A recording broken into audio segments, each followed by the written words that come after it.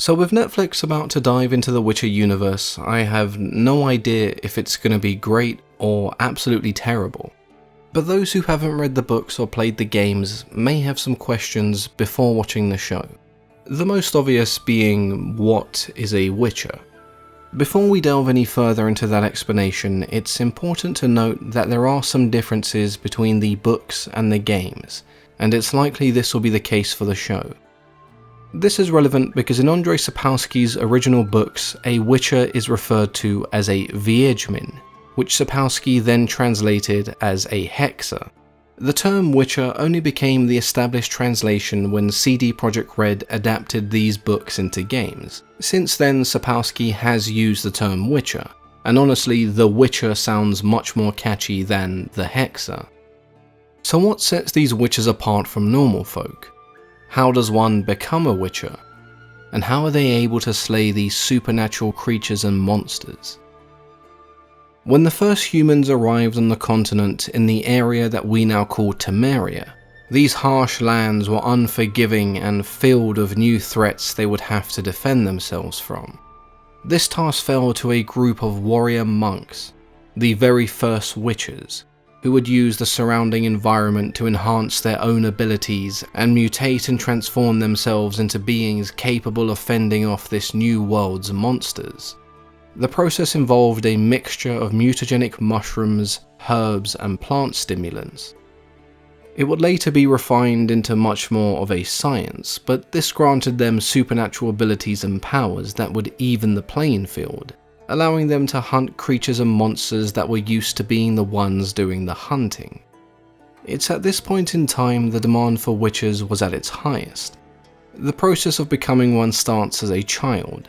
Very few children were ever selected, but those who did demonstrate potential would undergo trials at selected keeps and castles, known as Witcher schools. Kaer being one of the most famous mentioned in the books, as well as one that you can explore in The Witcher 3. These Witcher schools took their names from animals, and you can tell which school a Witcher belongs to by the medallion they wear. Witchers from other schools do appear, but this is further expanded upon by the games, where you have schools belonging to the cat, griffin, viper, bear, crane, and manticore. Each of them is located in a different area with a different focus, so a Witcher's training is never quite the same. Children chosen by these schools would go through an intense and grueling process known as the Trial of the Grasses. This involved ingesting those same mutagenic compounds that the original Witchers discovered all those years ago. It's said that less than a third survive the Trial of the Grasses, and the rest die an extremely painful death. So if you consider the fact that only a few are chosen to be Witchers, and only a third of those even make it past the apprentice stage, it explains why they are somewhat of a rarity. Those lucky enough to survive are essentially mutants bred for the purpose of hunting these monsters. Their entire physiology changes. They now have enhanced speed, strength, reflexes, and endurance, which allows them to chase and kill creatures non-witchers wouldn't stand a chance against. Their wounds heal at an accelerated rate, and their boosted immune system makes them immune to most forms of disease. This also accommodates for the large amount of potions they consume, allowing them to augment their own abilities without fear of a chemical overdose. These potions sent them into a trance or frenzy during combat, allowing them to ignore pain and continue fighting even if severely wounded. Changes to their sensory system means they can identify and track what creature they're hunting by the mere scent of their blood. The most iconic of these sensory mutations are the cat-like eyes, which allow them to see in extreme light and darkness.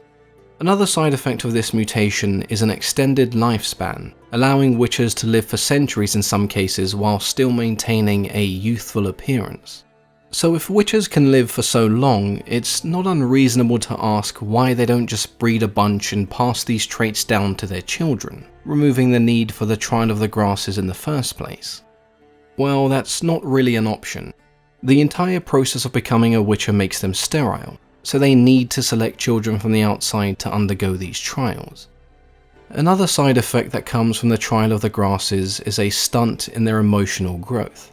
Many consider witches as emotionless monsters unable to feel empathy, but we see enough from Geralt, especially in the games, to suggest that this may not be true.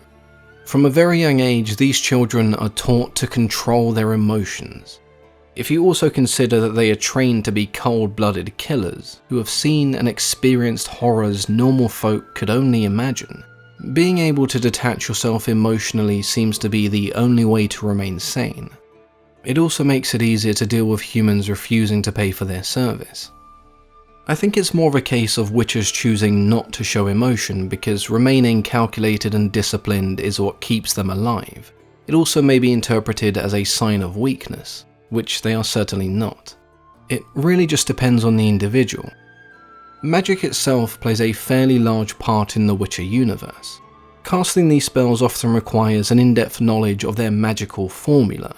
This isn't really a witcher's area of expertise, nor is it practical in combat. Instead, they adapted these spells with the use of magical signs.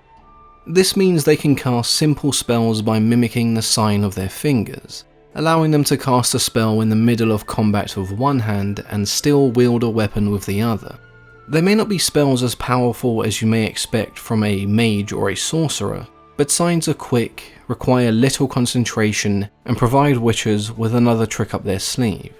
These signs can be anything from a telekinetic wave and charms that offer protection, to traps that ensnare foes and a gush of flames that incinerates enemies.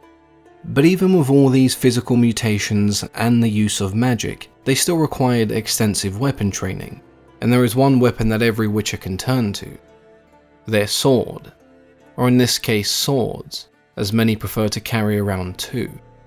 A sword made of silver to cut through the supernatural, and a sword made of steel to deal with any human issues. Despite being human, witchers were often seen as outcasts, and some of this comes down to fear of what they were capable of.